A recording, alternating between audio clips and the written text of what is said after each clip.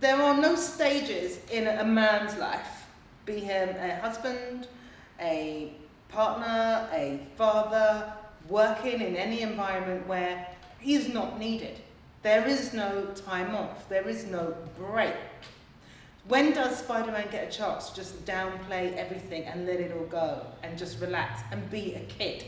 At 16 years old, he has got the responsibility of the world on his shoulders.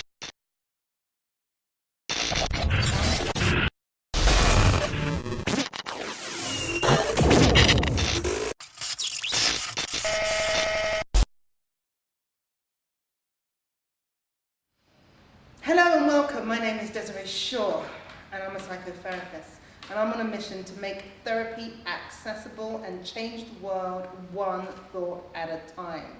Welcome to my tortured superhero segment, Spider-Man Under Stress. So I detail to you Spider-Man, superheroes, and why I am looking into superheroes and linking it to men's mental health. So we're going to look at Spider-Man and Spider-Man being under stress. Question is, when was Spider-Man not under stress? He was constantly under stress. His whole transformation from being from a boy to a superhero, from a boy to a man, was completely stressful. His transformation depicts how men grow up from toddlers, teenagers, and then become a man, with no in-between really explaining how or what is going to happen. What happens to Spider-Man is he's thrust into a world of great responsibility. As the slogan says, his quote, "With great power comes great responsibility."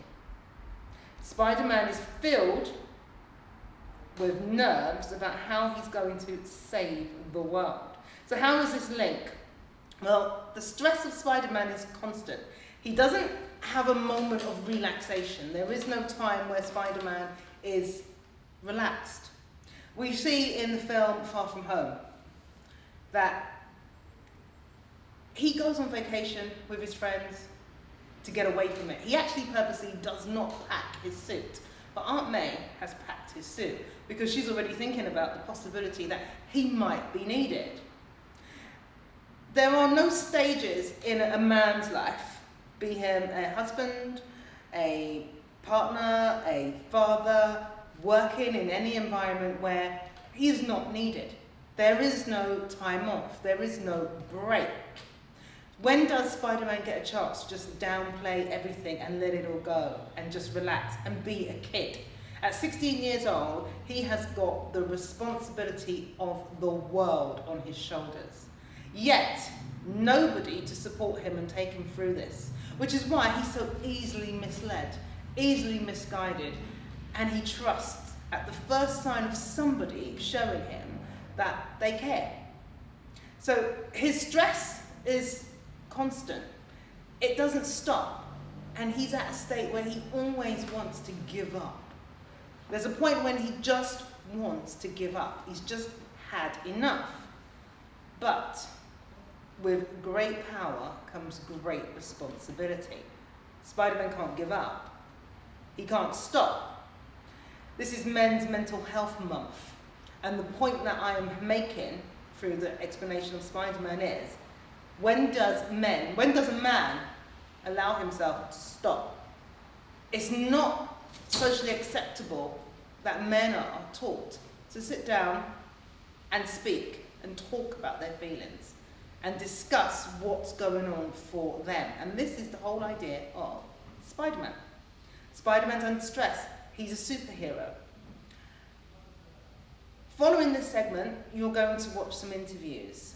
And these interviews are going to be about men under stress dealing with issues that take place in their lives and how stress can bring on anxiety, depression, how the fact that we have anxiety and depression can be shameful and cause us an immense amount of guilt. Spider-Man suffers loads of guilt as Peter Parker, having to bear the cross of what he believes being the cause of his Uncle Ben's death. He doesn't have a father figure to support him throughout his life. So Uncle Ben died, his parents died when he was a kid, and then you got Tony Stark, who died, who was the last remaining father figure that he had on this earth. His stress continues. So does that of men today who are suffering depression and anxiety, shame and guilt and anger, all to do with the fact that unable to speak, not knowing where to go, without a direction or a way forward, because there was never a way on how to talk to somebody or reach out and receive help. Men are seen as the strongest sex because that's what we are taught. On a daily basis, men are the breadwinners. They go out to work, the hunter-gatherers, the ones who deal with the heavy stuff. Women are seen as being more emotional and more in tune and in touch with their feelings. So who supports the supporter? Who supports the strong? I look at the superhero being the person as they're so super that they're a hero. Who supports the superhero?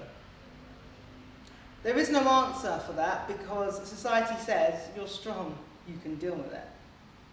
Men aren't given the platform or the same platform to speak easily and freely, which is why there's so much trepidation, there's so much taboo, there's so much struggle for a man to express how he's feeling, which is why when anxiety hits, the perceived threat seems imminent and the fear seems impossible to get over. The stresses that a man has and the expectations to do and not do wrong.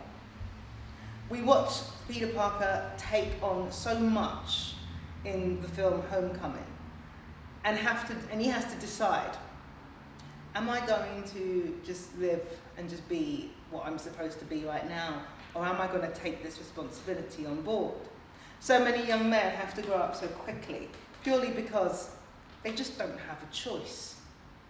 What happens when there is no guidance and there is no support in how to talk and how to express, how to deal with the anxiety and how to deal with the depression?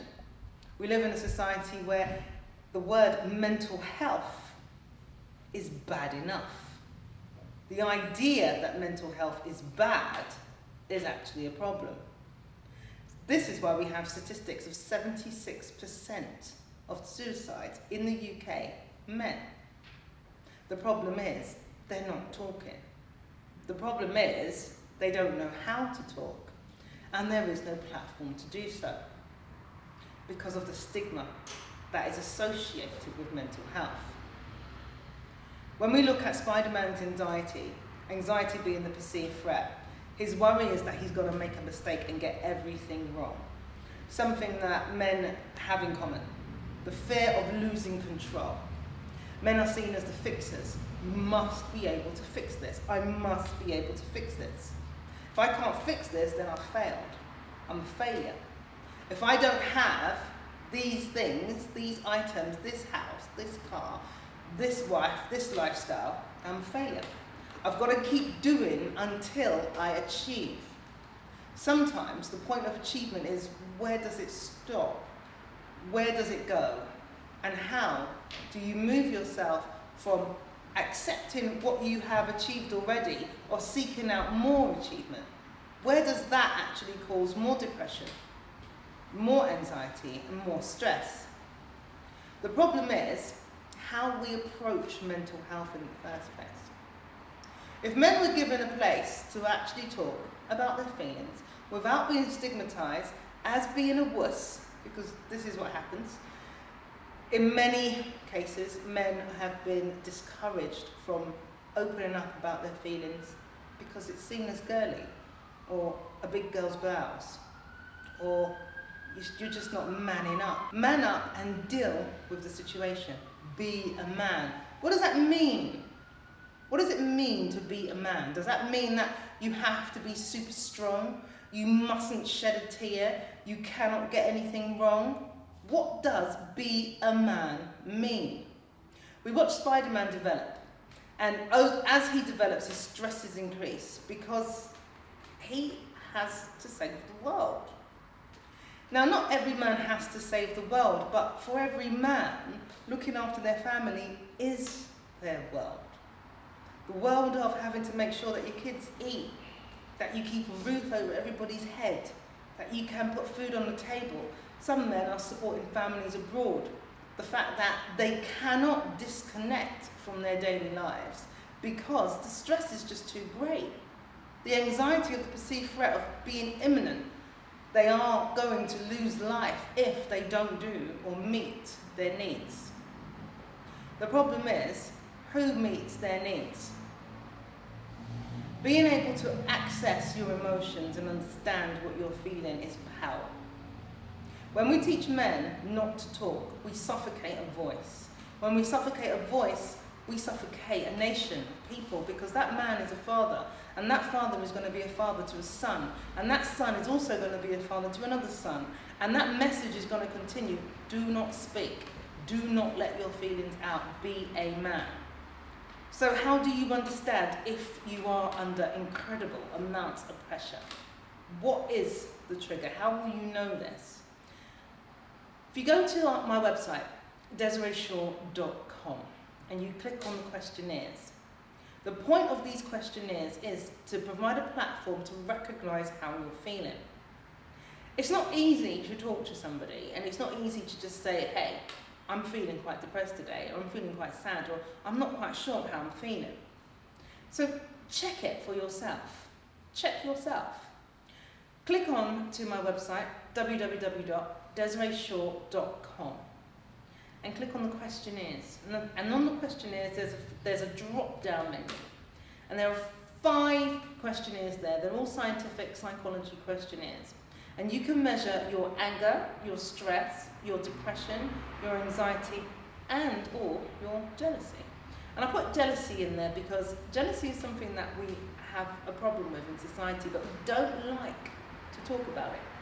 So you could actually measure your jealousy, because you could be jealous, and that therefore could trigger you to feel angry, and that could trigger you to feel depressed, and that can trigger you to never want to speak about it because you just don't know how. So the point of this is to demonstrate that you can be in control, even when you don't feel great. Check out the website and check out the drop-down menu and choose, or try all 5 of the questionnaires. See what you come up with. What are you scoring at? Once you get your score and you think, well, you know something, I want to talk to somebody, fill in the email list and join the email list on my website. What will you receive on that email list? Well, you'll get crucial tips on how to manage anxiety and depression. Anxiety, depression, anger, stress, jealousy, shame, and guilt. There will be a bi-weekly newsletter which will come out with direct tips for men specifically. Not that men's problems are different to women's, but men's problems are different to women, which is why this is geared for men. The idea is that by giving you the power to understand where you are with your own mental health, puts you back in the driving seat, so you can start to manage your own stress on your terms. Thank you so much for watching. My name is Desiree Shaw, and I'm on a mission to make the world a better place, change the world one thought at a time, and make therapy accessible. Thank you for watching. Bye for now.